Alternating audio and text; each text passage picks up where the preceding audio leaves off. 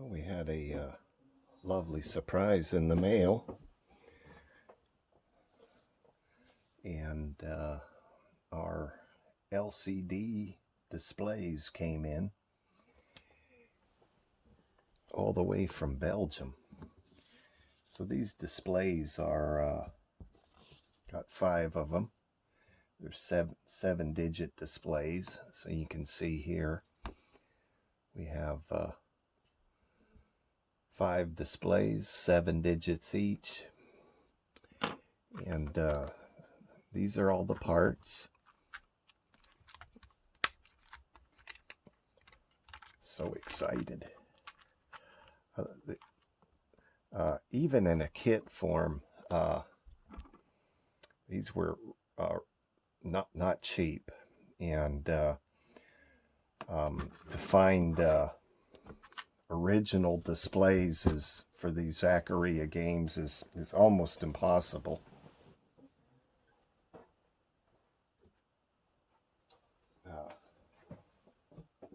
This is an original one here that I don't know, I picked up years ago. I don't even know if it works.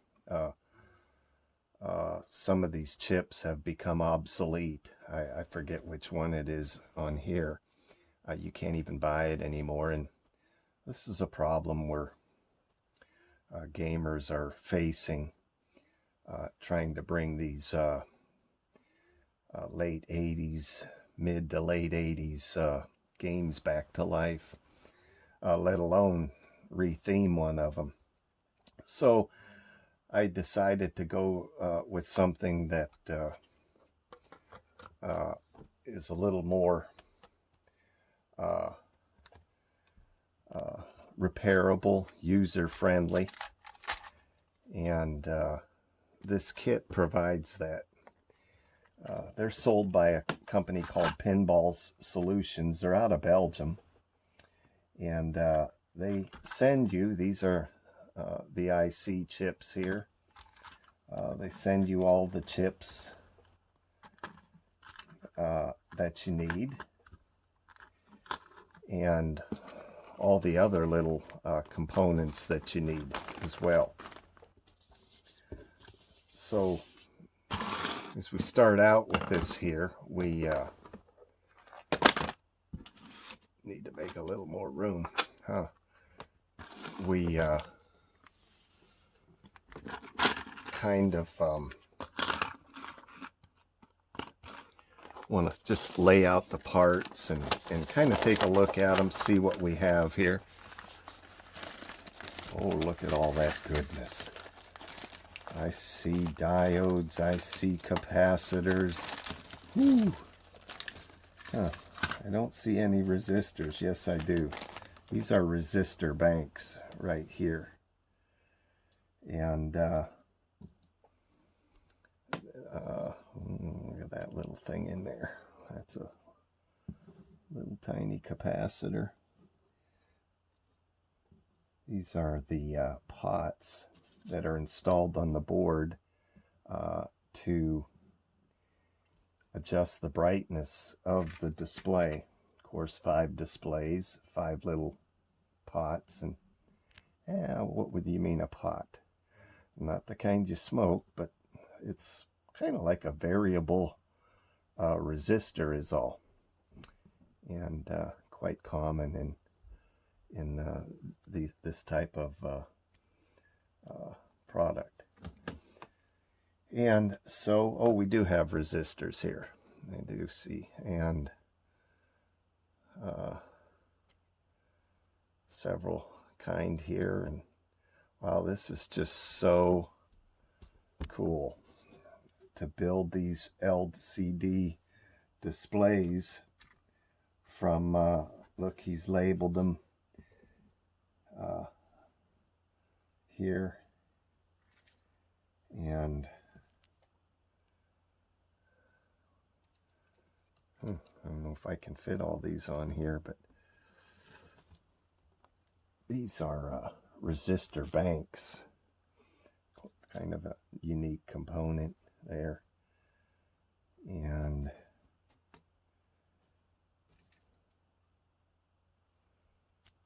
Wow, I don't know what those are. Huh, okay, that's all right. And so these little pieces here, see these little angular things here, they replace this here. On this old board it's there, but on the new boards you can see your displays go, you solder them in here, and we're going to solder these. I'm not going to show you, but they just kind of insert into the little holes and you solder them from the back. And but this is this, but these little angle pieces here, they go into here similar to this, and then this other board here, so it's actually 2 circuit boards, and then this other board here, these would go in, you know, like this, and your displays would be across here, your components all laid out here. Very simple construction kit. Matter just you know, doing some soldering. And so we're gonna put some of these together, and I'm not gonna show you every little step here, but I think you'll get the idea as you see how easy it is, and what an affordable way to give yourself brand new displays for a you know, electronics that are now pushing 40 years old. So invite you to come along and join along, and we will see how things produce and advance. So yeah, we'll start off with a inventory of parts. And so we have isn't that nice, all these parts are listed here, and you go through and you kind of want to check off everything, make sure before you start the project that all your components are here and on hand. And so we keep in mind that we have 5 displays, so some of these parts are a no-brainer. We have 5 connection ports for the ribbon cable.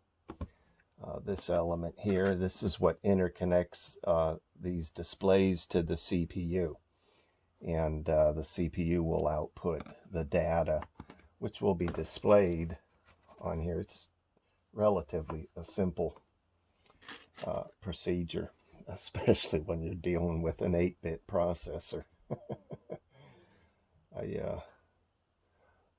Came to mind about the Commodore 64 when it came out, and we would laugh at that now, but that was a 64-bit processor.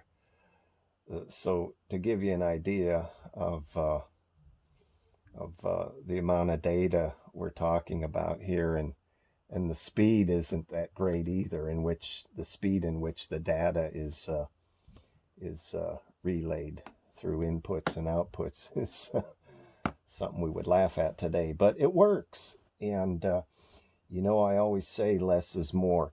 So we've gone through, we've inventoried all our parts. Everything seems to be in check and in order. I don't know what that component there is. It appears to be a transistor of some sort, and a transistor is a relatively simple device. It's it replaced the relay in the old electromechanical machines. We had relays, and they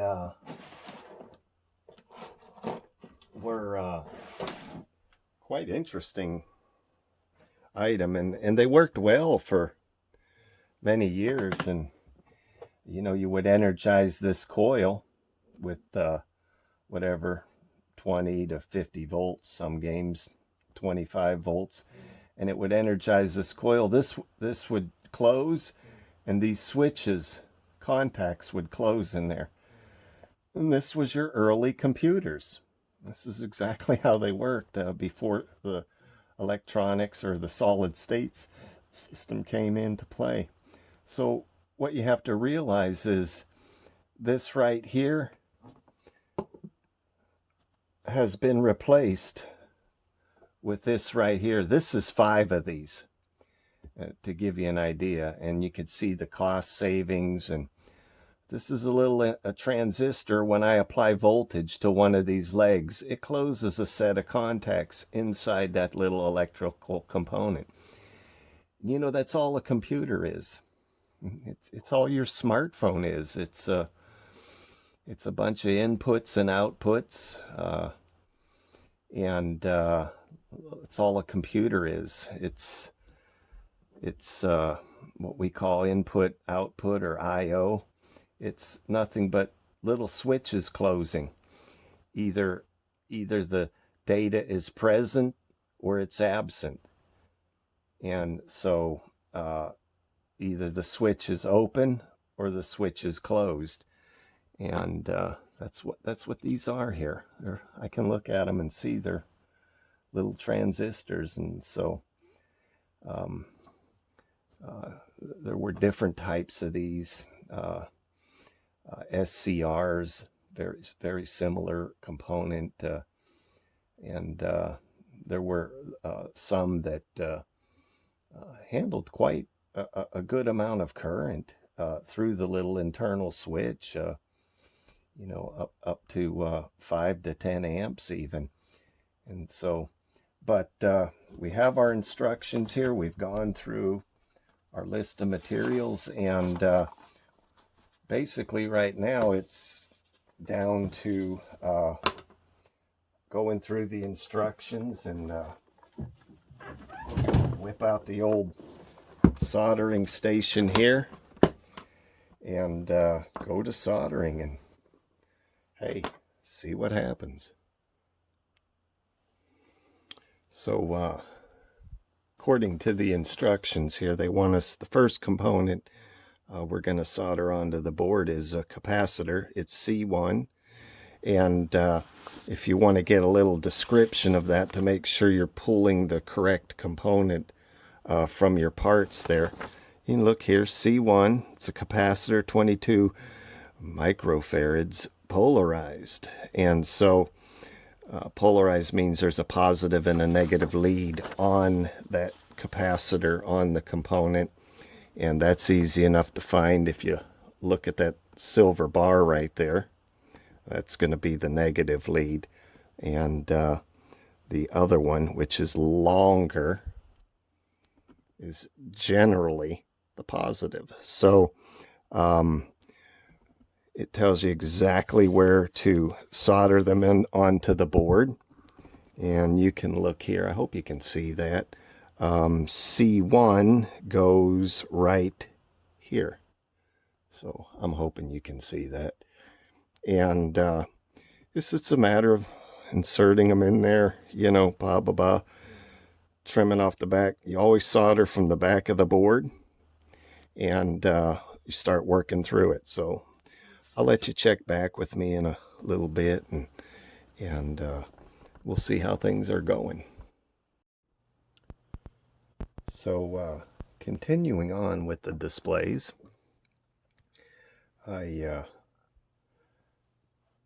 two pieces. You have this board, and you know, they go together like that. But where we're at is I wanted to do one of them for you on this smaller one so that you can get a feel for what it takes. So we'll do one here. I'm going to zoom in just a tad for you. There we go. Okay. And here we go. These are the connectors that join the two boards. They're L-shaped. And there's several different ways to do this. You can see the different holes in there. So you can raise these up or whatever for different machines, different games. So since this is a re-theme and kind of a homebrew custom deal, I just went with this way, and I'm pretty sure it'll work. So we have to flip this over like so, and I put this in here so the board is laying flat and that these are not cocked in there. You're going to need a nice soldering station for this, but it's pretty straightforward. Okay, let's get started.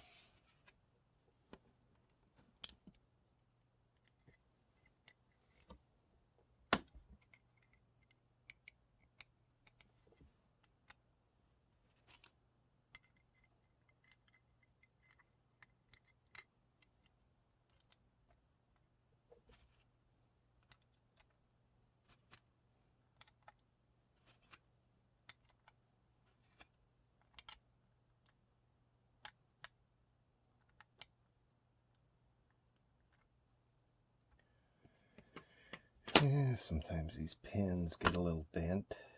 Just a little fingernail, straighten them up. They have to be straight to fit into the holes. You can probably see that one right there is a little out of whack. I'll push it into whack. Make it whackless. Not quite as wacky. Okay, so they're all in place. And let me just flip this around, slide it up, and we go to town.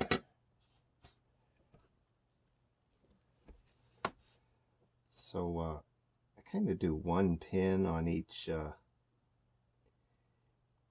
display segment to solder just one pin to kind of lock them in place.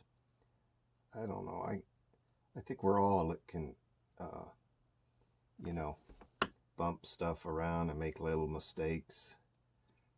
If that happens, they will all 7 of them will stay in place. And these smaller components take a little less heat, a little less time. When I was doing the board connectors there, a little heavier metal, takes a little more heat, just a little more time to heat things up. These go real fast. Okay, I'm gonna pause the video and I'll be right back.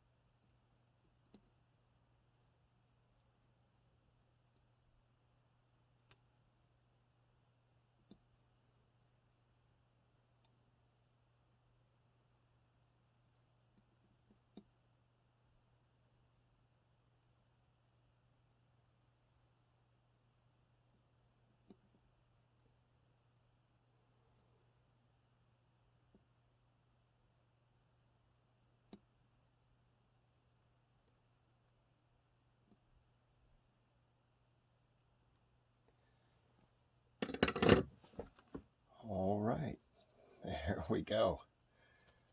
Not too bad. Got all 5 of them here. Oops. Okay, they are ready to go and onto the main board, which is this here. And we'll get going on those. Looks something like that. Pinball Solutions really has done a wonderful job with these kits. And you know, I don't know how hard are they. Well, it's a lot of soldering. You have 35 10 70 solder joints here. 1 2 3 4 5 6 7 20. So you're talking almost per board is 100 solder joints. So give you an idea how much soldering this is. This was 500, approximately 500 solder joints right on these 5 segments here. Okay, so we'll get started on this segment of it and assemble them up. And yeah, I'm not going to show you everything. It probably be get a little boring for you, but we'll come in, duck in and out, and try to help you get through this. But it's going well.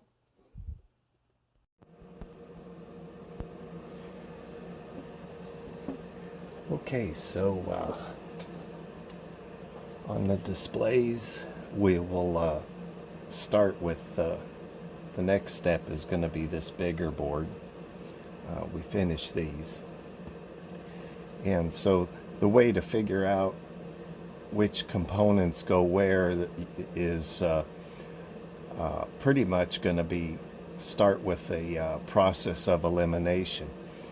I can see this R1 through R8 is the same resistor, and you can go to the parts list here and actually see R1 through R8 is a 47 ohms resistor. There are 8 of them.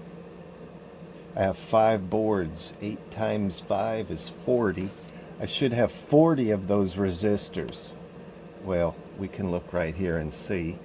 There's your 47 ohms, and here they are. And of course, you can always use the bands on the resistor themselves to determine how many ohms or what the resistance value is on these. So it's a matter of starting with the smaller components first and moving on to then your probably your IC chips. There's a good amount of those, and yeah, your connectors, and this is where your ribbon cable plugs into. So I'm gonna get started on these, and I'll probably do a little soldering on the last board just to help you a little bit. I know sitting here watching somebody solder can be a little boring, so don't want to do that. Want to try to keep you interested in the project, keep you motivated, and so that will help with that. Alrighty, so we'll get started, and I'll be back in a few minutes.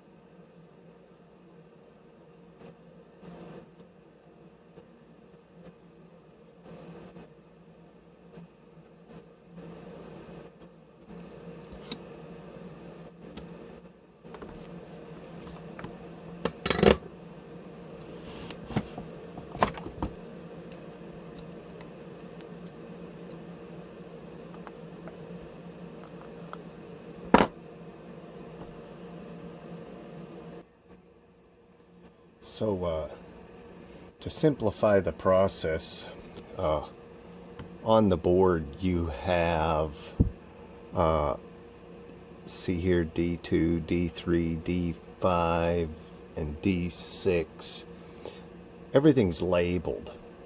But when you get the parts, they're not labeled D2, D3, and whatnot. So what I did was took the parts list here and got the letter. Instead of, you know, when you get the kit, he's going to say, okay, this is a 1 watt resistor, or 1 ohm.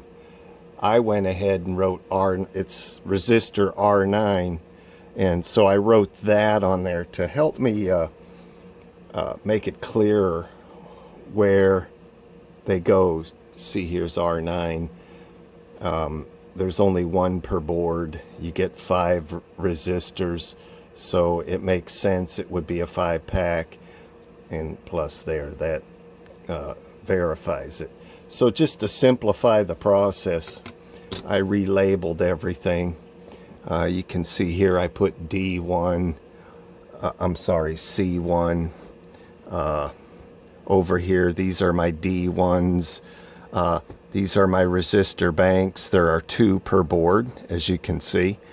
And they are or resistor networks, R1, RN1 and RN2. These are little capacitors here, C2 through C4, 3 per board. And then we'll get into the IC chips, and there's some pots here, a little push button, and then the connectors up in here. So, alrighty, just wanted to clarify that. Okay, one thing to mention on your diodes, they're polarized, or they have a positive and a negative. And you can see with the band here on this side, that indicates on the board. If you look here, you can see the band there. Okay, that's going to indicate that this band here, so we would place that in here like so. This is D1, and it's going to go in here. And so to confirm that, you know, you really want to be careful not to mix these up, and take your time and get the right component in the right hole. And again, when you're talking about capacitors, they're polarized here. So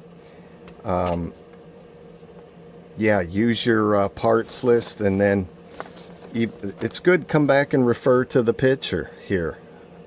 And I can see that I screwed this up. Do you see this? I looked at the picture, and D1 is actually in this slot over here in these holes, and look where I put it. So you can see how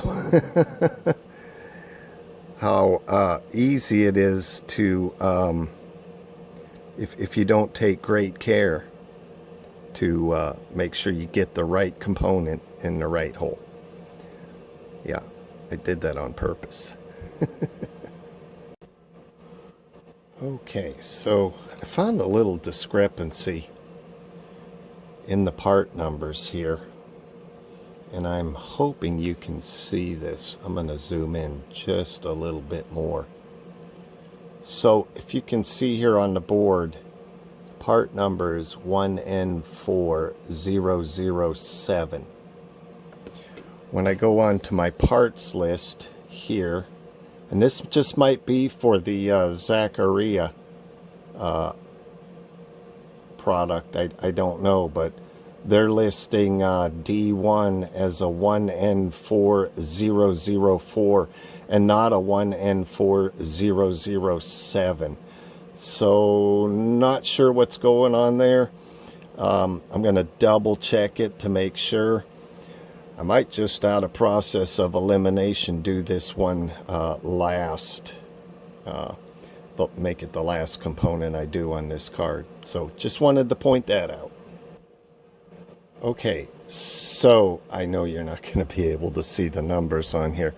I checked the numbers with my loop on these, and they are 4007. That's what it says on the board.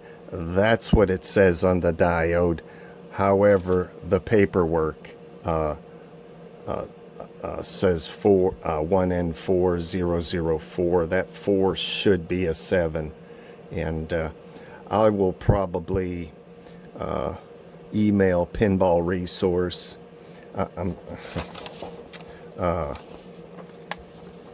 Pinball Solutions, and let the fella know that there's a little typo there.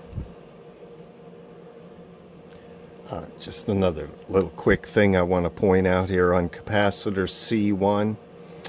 You can't really see the negative band from the picture. As you see on the capacitor itself, this style here, you can see the negative band right there, which I think you can see it, which is the negative. Well, when you look on the board, it's real clear here that you can see a little positive signal there, sign, which would mean this hole on the lower side is the negative, which is the side for the band here. So this would be inserted this way, with your negative band facing there. So yeah, back onto the capacitor gig here. There are 3 of these little ceramic ones, and CN1 to CN3.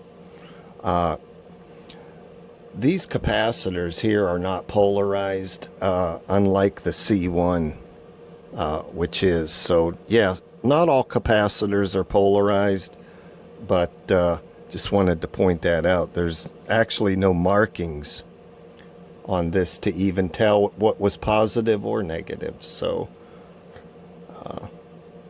yeah. Okay, we're getting ready to do the network resistors, RN1 and RN2. It's that component there. If you can see on this end here, there's a little dot. That tells me that it's going to be placed in this direction here with the dot on this side. Well, how do you know that? Well, Pinball Solutions has provided a blown up view here, and you see the dot on this end here on the A103G resistor bank. They call them network resistors, which is good. And so that shows, again, the proper placement of that resistor bank. Okay. Let me find my pointer here. So here on connector 20, this is for the ribbon cable that interconnects all 5 boards.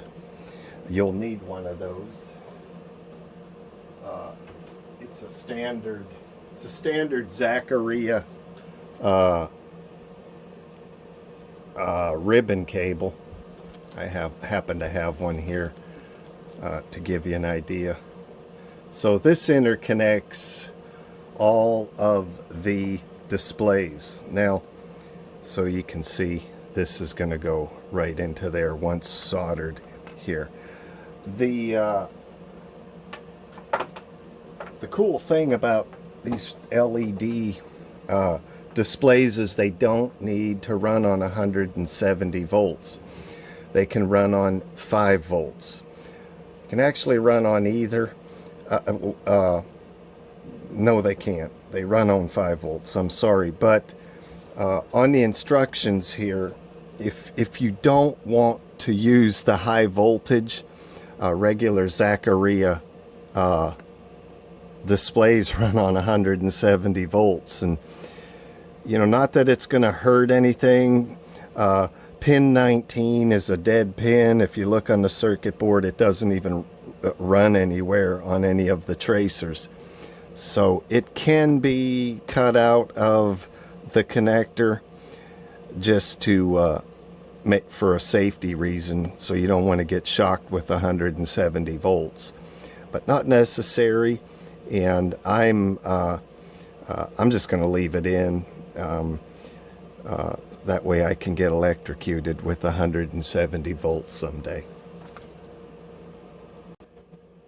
Okay, we are going to get started on the IC chips. You know, basically on your IC chips you have a little bump here, a little indent here, and you can see it on the chip here too. They solder that way. You solder them in their corresponding, you know, you have IC3, IC1, IC2, IC3, IC4, and IC5. So there's 1, 2, 3, 4, 5 integrated circuit chips on this board. Yeah, I kind of wish I had picked up some sockets for these, but hey, we're gonna roll with it. I'm not going to do the sockets. And then of course you've got the selector switches to determine, since you have 5 different displays, you have to set these switches accordingly to tell the CPU that this is player 1, player 2, player 3, player 4, or I think switch number 5 turns on your display for your high score credits in ball and play.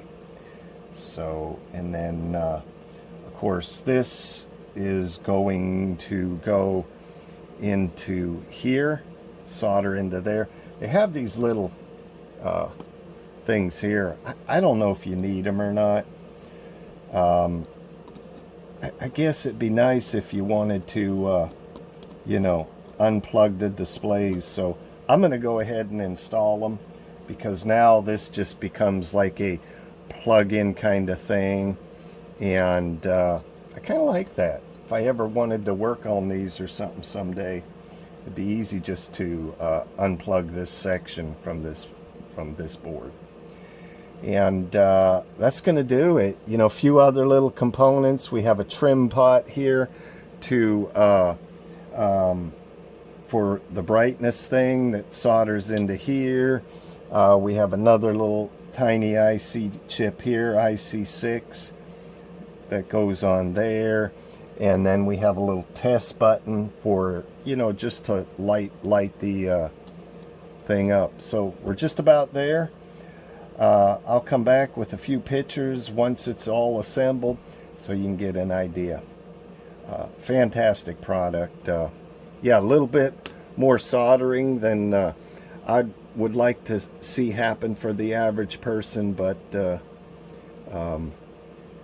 I believe it's very workable for the average person. Not as difficult as you think. So yeah, on a scale of 1 to 5, I probably would give this job 3 hammers. For me, some might say 4. I wouldn't say it's a difficult task. I wouldn't say it's a 1 hammer. So, yeah, that's my story. And I'm stuck to it.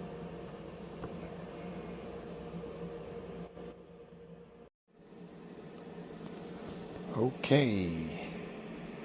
There it is, all purty and put together.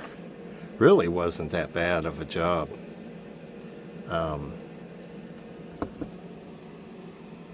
Went well. Everything fit well. On the ICs, the only thing I could say is on IC2 you want to be a little bit careful. See how these have the little indentation here to indicate what direction they're soldered in or placed in. This one has a little dot right here indicating that the indentation is on this side, so you might want to watch that. Oh, this little IC6, this pad one. Whoo! Yeah, you can see I'm average. I'm not that good, but they're a little difficult to solder. But all in all, to complete the first one here, yeah, I must say, like, time-wise, hour and a half, something like that. And yeah, so in the next video, we're going to be mounting them in the back box there, down in this area here. And hadn't decided what we're going to put up here. Maybe the LCD screen with some video. You know, I have to look into a video trigger board, you know, so we'll have to see about all of that. Well, thanks a lot for joining me, and I hope you have a great day, and we'll be coming back at you real soon. Talk to you later.